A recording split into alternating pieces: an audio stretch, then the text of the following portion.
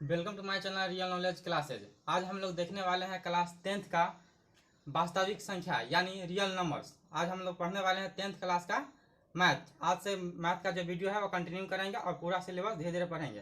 तो आज हम लोग देखते हैं मैथ का पहला चैप्टर है जिसका अध्याय नंबर 1 है वास्तविक संख्या यानी रियल नंबर्स। तो पहले जानते हैं कि संख्या होती क्या है, संख्या कितने प्रकार की होती है। तो देखते हैं, जो यह संख्या है यह 2 प्रकार की होती है, वास्तविक संख्या और अवास्तविक संख्या यानी इमेजिनरी नंबर्स। जो यह 2 प्रकार की संख्याएं होती है, वास्तविक संख्या और अवास्तविक संख्या।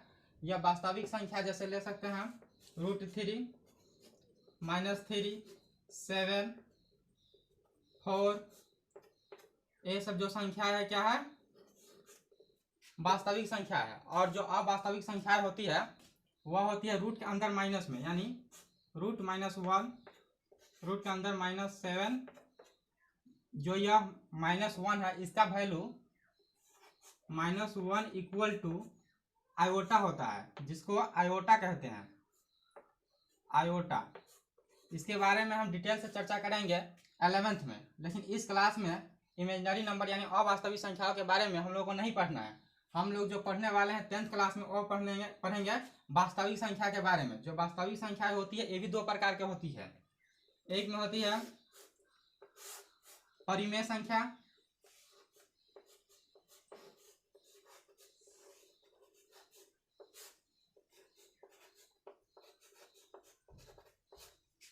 और दूसरा होता है अपरिमेय संख्या यानी इरेशनल नंबर और रेशनल नंबर। जो आप देख रहे हैं वास्तविक संख्या और अवास्तविक संख्या, वास्तविक संख्या भी 2 प्रकार की होती है, परिमेय संख्या और अपरिमेय संख्या। परिमेय संख्या के आप लोग जानते हैं कि वैसा संख्या जो p/q के रूप में हो और q नॉट इक्वल टू 0 हो, जहाँ q बराबर क्या हो, 0 नहीं हो। तो आप देख सकते हैं परिमेय संख्या वैसा संख्या होता है जो p बराबर बटे q के रूप में हो और जहाँ q नॉट इक्वल टू 0 है, यानी यहाँ q के बराबर 0 नहीं होना चाहिए।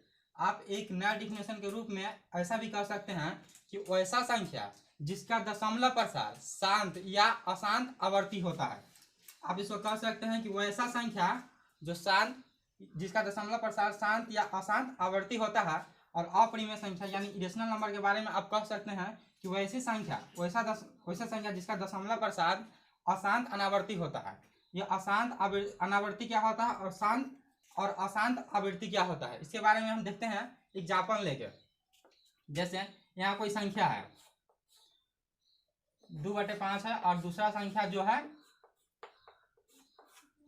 20/3 है। जब इस संख्या को 5 से डिवाइड कीजिएगा तो यह नहीं कटेगा, तो इसको हम क्या करेंगे, दशमलव लगाकर काट देंगे। जो यहाँ टर्म हुआ, जो ये टर्म खत्म हो गया, इससे आगे टर्म नहीं आ रहा है, यानी जिसका लास्ट जो टर्म है 0.4 है, तो यह क्या कहलाएगा, दशमलव प्रसार शांत कहलाएगा। लेकिन अब देखते हैं दूसरा नंबर 3 से अगर 20 को डिवाइड करेंगे तो क्या होगा 682।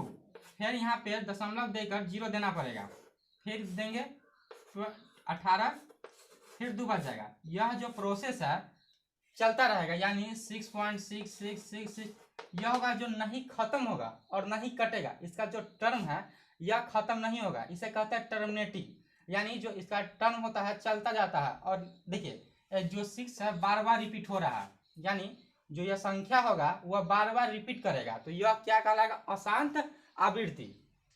क्या कहलाएगा, अशांत आवृत्ति। अब देखेंगे अशांत अनावृत्ति क्या होता है। यहाँ पे हम लोग देखे थे अपरिमेय संख्या उसे कहते हैं जिसका दशमलव प्रसार अशांत अनावृत्ति होता है। जैसे हम एक नंबर ले सकते हैं 0.100001 यहाँ पे एक ऐसी संख्या लेना है जो न टर्मिनेट करे, जिसका टर्म न खत्म हो, इसका टर्म भी खत्म नहीं हुआ है और न ही रिपीट करो। यहाँ देखिए कोई नीचे संख्या के बाद रिपीट नहीं हो रहा है। जैसे आप लोग जानते हैं √2 का जो मान होता है वह होता है 1.4142। इसका देखिए यह जो टर्म है नहीं खत्म हो रहा है और तो यह क्या हुआ, अशांत अनावृत्ति हुआ, जिसका टर्म न खत्म हो और न ही रिपीट हो, क्या कहलाएगा, अशांत अनावृत्ति। ठीक है, एक पाई भी है, यह अशांत अनावृत्ति है यानी अपरिमेय संख्या है।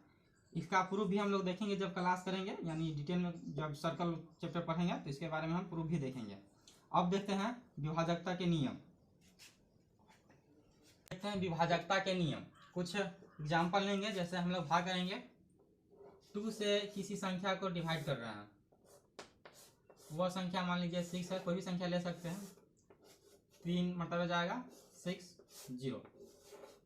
फिर एक संख्या को 2 ही से डिवाइड करेंगे, 7,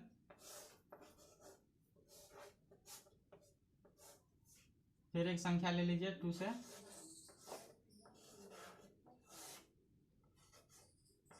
8। यह जो हम 2 से डिवाइड किए हैं वह 3 संख्या को किए हैं, 6 को, 7 को और 8 को। आप किसी भी संख्या को 2 से डिवाइड करके देख सकते हैं। इसमें एक ध्यान देने बात योग्य यह है कि जब भी हम डिवाइड कर रहे हैं उसका जो शेषफल आ रहा है 0 और 1 आ रहा है। आप किसी भी नंबर को बड़े से बड़े नंबर लेकर छोटे से छोटे नंबर लेकर डिवाइड करके देख लीजिएगा, जब भी 2 से डिवाइड उसे कीजिएगा तो 0 1 0, इसका जो शेषफल है, पॉसिबल शेषफल यही आएगा। दो ही ऐसा नंबर है जो शेषफल आएगा। आप 2 से किसी भी संख्या को भाग करके देख लीजिए, शेषफल यही आएगा। हम यहाँ पे नोट करेंगे, जैसे नंबर हम क्या लिए थे 2, तो शेषफल क्या आया था 0 और 1 यानी रिमाइंडर। अब 3 से डिवाइड करके देखते हैं,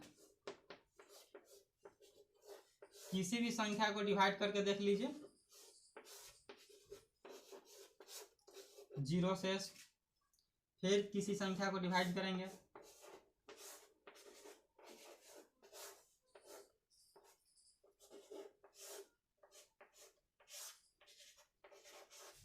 ग्यारह को डिवाइड किए हैं 3 से, 2 से, 3 से डिवाइड किए हैं 12 को, क्यों 4 यानी 0 से। इसमें आप देख लीजिए, जब भी हम 3 से किसी संख्या को डिवाइड कर रहे हैं तो उसका जो पॉसिबल शेषफल है यानी संभव शेषफल है वह 0 1 और 2 आ रहा है। इससे आगे जब भी हम नंबर ले रहे हैं फिर शेषफल 0 आ जा रहा है। आप किसी भी संख्या को 3 से डिवाइड करके देख लीजिएगा, बड़े से बड़े नंबर लेकर छोटे से छोटे नंबर लेकर, उसका जो शेषफल होगा वह 0 1 और 2 आएगा। तो यहाँ हम नोट करेंगे, जब हम 3 से डिवाइड किए हैं तो 0 1 और 2 आया है। अब आप देखिएगा 4 से डिवाइड करके, जब भी आप 4 से डिवाइड कीजिएगा तो उसका शेषफल जो होगा वो आएगा 1 2 3। यानी आप जिस संख्या से किसी भी नंबर को भाग दे रहे हैं, किसी भी संख्या को भाग दे रहे हैं, आप जिस संख्या से भाग दे रहे हैं उससे एक कम तक शेषफल आने का संभव होता है। यानी अगर एक ज्यादा आ जाएगा, जब 4 से भाग किए हैं 4 आ जाएगा, तब तो एक मरतबे कट ही जाएगा। तो इससे आप देख सकते हैं कि जिस संख्या से हम भाग दे रहे हैं उस संख्या से एक कम शेषफल आ रहा है। 2 से भाग दे रहे हैं तो 0 और 1 आ रहा है, 3 से भाग दे रहे हैं तो 0 1 2 आ रहा है, 4 से देंगे तो 0 1 2 और 3 आएगा। ये सब क्या आएगा, शेषफल आएगा।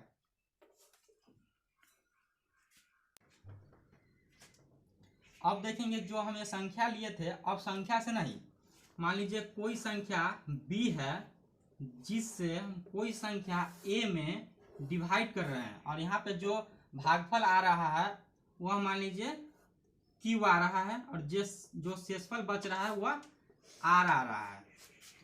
किसी संख्या b से कोई संख्या a में डिवाइड कर रहा है तो उसका भागफल q आ रहा है, और जो शेषफल बच रहा है, रिमाइंडर बच रहा है, क्या बच रहा है, r बच रहा है। अब देखिएगा, हम एक बात ध्यान दीजिए यहाँ पे, अगर मुझे 10 चाहिए तो हमें क्या करना होगा, 3 को 3 से मल्टीप्लाई करना होगा, 3 तिहाई 9 और प्लस 1 करना पड़ेगा। जो यह शेषफल है वह 1 प्लस करेंगे तो यह कितना प्राप्त हो जाएगा, 10 प्राप्त हो जाएगा। यहाँ पे देखिए, इसमें गुना करेंगे, 3 तिहाई 9 और जो शेषफल है उसको ऐड कर देंगे तो कितना प्राप्त हो जाएगा, 11। यानी अगर मुझे a चाहिए तो हमें क्या करना पड़ेगा, b को q से मल्टीप्लाई करना पड़ेगा, और क्या करना पड़ेगा, प्लस में r करना पड़ेगा। तो हमें क्या प्राप्त होगा, a प्राप्त होगा। तो a प्राप्त करने के लिए हमें क्या करना पड़ेगा, तो हमें ए प्राप्त करने के लिए क्या करना पड़ेगा, बी को क्यू से मल्टीप्लाई करके आर को जोड़ देना पड़ेगा। तो हमें क्या प्राप्त हो जाएगा, ए प्राप्त हो जाएगा। अब देखेंगे जो यह आर के मान हम लोग का आ रहा था, शेषफल आ रहा था, वह क्या आ रहा था, 0 के बराबर या 0 से बड़ा, और जो आर के मान आ रहा था वह क्या आ रहा था, बी से छोटा। यह जो आर के मान होगा ऑलवेज यानी हमेशा 0 के बराबर या बड़ा, आर के मान होगा बी से छोटा। अगर बी के बराबर आ जाएगा तो एक मरतबे तो और कट जाएगा, तो हमें 0 का जो अति रिमाइंडर होगा वो आएगा 0 के बराबर या बड़ा और बी से छोटा। अब हम लोग देखेंगे यहाँ जिस संख्या में हम भाग दे रहे हैं, जिस संख्या में हम कोई संख्या से भाग दे रहे हैं, भाग किस में दे रहे हैं, ए, जिस संख्या में हम भाग दे रहे हैं यानी ए में, यह भाज्य है। क्या है, भाज्य।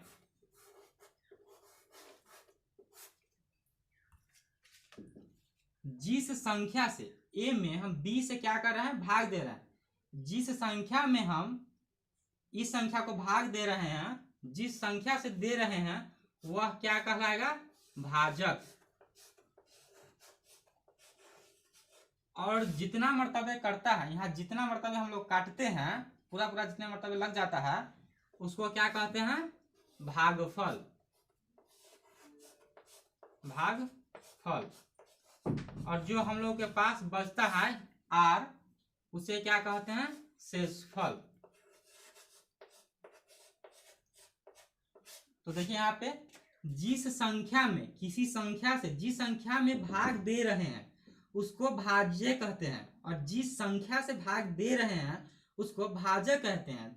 जितना मर्तबे कट रहा है उसको भागफल कहते हैं, और जो हमारा शेष आ रहा है उसे शेषफल कहते हैं। तो यहाँ से देख सकते हैं ए क्या है, भाज्य, और यह क्या है, भाजक, और ये क्या है, भागफल, और क्या है, शेषफल। यानी हम कह सकते हैं कि भाज्य बराबर भागफल, भाज्य बराबर भाजक गुने भागफल, भागफल प्लस शेष होता है। अगर मुझे भाज्य चाहिए तो भाजक को भागफल से गुना करके शेष को ऐड कर देंगे। ठीक है, तो क्या हो गया, ए प्राप्त करने के लिए बी क्यू प्लस आर, और जो आर का मान होगा ऑलवेज 0 से के बराबर या बड़ा, और बी से ऑलवेज छोटा होगा। अब हम लोग देखेंगे, जैसे हम लोग देख चुके हैं ए प्राप्त करने के लिए बी को क्यू से मल्टीप्लाई करके आर को जोड़ना पड़ता है, यानी भाज्य बराबर भाजक गुने भागफल प्लस शेष।